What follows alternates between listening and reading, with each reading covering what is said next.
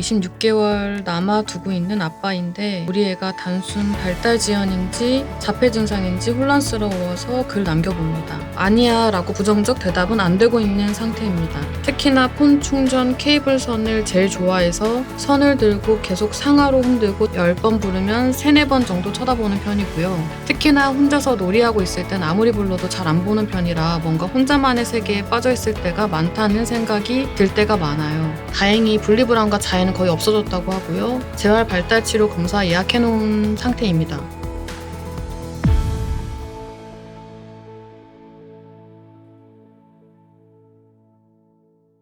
근데 전 궁금한 게 처음에 댓글 달아주시고 답변 드렸잖아요. 그 이후에 한 번 더 댓글 달아주셨잖아요. 그 기간이 좀 궁금하긴 해요. 이 기간이 예를 들어서 1년 후, 2년 후에 이런 변화가 있었다고 하면은 그러면 조금 더 발달 체크 좀 꼼꼼하게 해봐야 될 것 같고, 근데 예를 들어서 한 달 후에 이렇게 말씀해 주셨다라고 하면은 아이는 어쨌든 속도만 좀 느릴 뿐이지 발달을 하고 있다는 얘기고, 그건 굉장히 긍정적인 신호거든요. 자폐 스펙트럼 질환이라든지 어쨌든 이런 것들은 아이를 봐야 되는 거고, 일단은 왜냐면 어머니 아버님 시선으로 보셨으니까 일단은 여러 시선으로 보는 게 좋겠죠. 그래서 아이를 봐야 될 것 같고, 이렇게 말씀해 주신 것만으로는 질환에 대해서 언급하기엔 되게 조심스러운 것 같아요. 저는 아이가 직접 해야 되는 검사들이 안 될 거 아니에요, 이때는. 그러니까 대부분 이제 주 양육자분께서 체크를 하게 되십니다. 설문지가 이렇게 있어요. 그럼 거기에 우리 아이가 뭐 할 줄 안다 이런 거 있어요. 근데 그 체크해가지고 통계화 처리가 되는, 우리 아이가 줄 세우기 해서 어느 정도에 있는지 이런 것들을 체크를 해볼 수 있겠고요. 저희 같은 경우에는 좀 수행하는 검사를 기반으로 많이 하죠. 그러니까 아이가 직접적으로 어느 정도의 아웃컴을 좀 낼 수가 있는지 그런 것들을 보고 평가를 하죠. 근데 사실은 그 케이스마다 당연히 다르겠죠. 집안에서 보이는 아이의 모습도 모습인데 바깥에서 노는 거 한번 보세요. 특징적으로 다른 기관에 보내봤더니 그런 피드백을 반복적으로 받는다고 하면은 그러면 체크해볼 필요 있다고 봐요. 왜냐면 그건 주관적인 것들이 모여서 객관적인 정보가 된 거잖아요. 그러면 받아보실 필요가 있다고 보고요. 그 이후에는 최대한 빨리 받는 게 낫죠. 이 아이가 어떤 아이인지 알기 위해서는 40개월부터 충분히 가능하니까 그때부터는 수행하는 검사들 진행해서 아이를 알아야지 앞으로 어떻게 양육할지 윤곽 잡히시니까 그때는 좀 구분져서 말씀드릴 수 있을 것 같아요. 발달에서는 그 균형이 제일 중요하거든요. 균형? 그러니까 항상 밸런싱을 생각하세요. 예를 들어서 얘가 운동성 기능이 떨어지는 상황이다 라고 하면 대근육 키워주고 소근육 키워주고 이런 것들, 그거 관련된 부분을 이렇게 평소보다 조금 더 많이 올려주신다고 생각하고 거기에 조금 더 비중을 많이 두고 일상에서 발달 자극을 많이 주면 되지 않을까 싶은데요.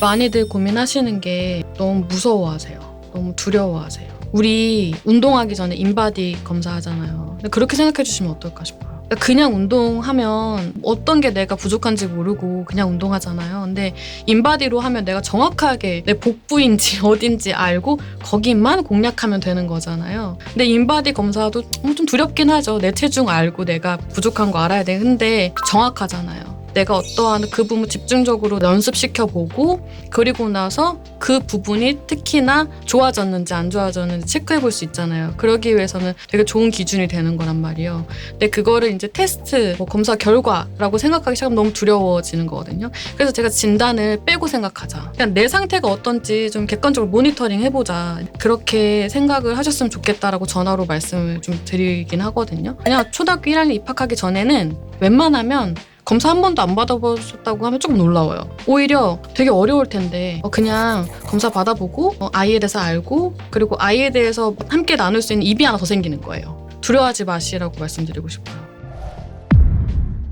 이 댓글을 봐도 40개월 이전에 이제 보호자분들이 많이들 문의를 해주시는데 아쉽게도 저희가 센터에서 만나지는 못할 것 같아요. 하지만 저희가 수인제 두뇌과학 유튜브에는 열려 있거든요. 저희가 최대한 답변 드리려고 하고 이렇게 컨텐츠로도 찍어서 답변 드리려고 하니까 답답하시거나 그럴 때 댓글 달아주시면 저희가 꼼꼼하게 보도록 하겠습니다. 요즘에 이제 굉장히 열정적인 어머님들 많으신 것 같아요. 아버님도 마찬가지로. 그러다 보니까 우리 아이가 잘 크고 있나? 어떤 걸 도와줘야 되지? 이런 고민들이 되게 많으신 것 같거든요. 그러다 보니까 스스로 많이 자책감도 느끼시기도 하고 후회도 많이 하시기도 하는데요. 너무 불안해하지는 않으셨으면 좋겠어요. 왜냐면 아이들마다 크는 속도가 다 다르더라고요. 이렇게 키우시다 보면 뛰는 아이도 있고 걷는 아이도 있고 그럴 겁니다. 근데 결국에는 뛰는 방법을 배울 거거든요. 또 어느 순간에 아이가 뛰는 모습 볼 수 있을 겁니다. 지금까지 수인제 두뇌과학 이다희 소장이었습니다.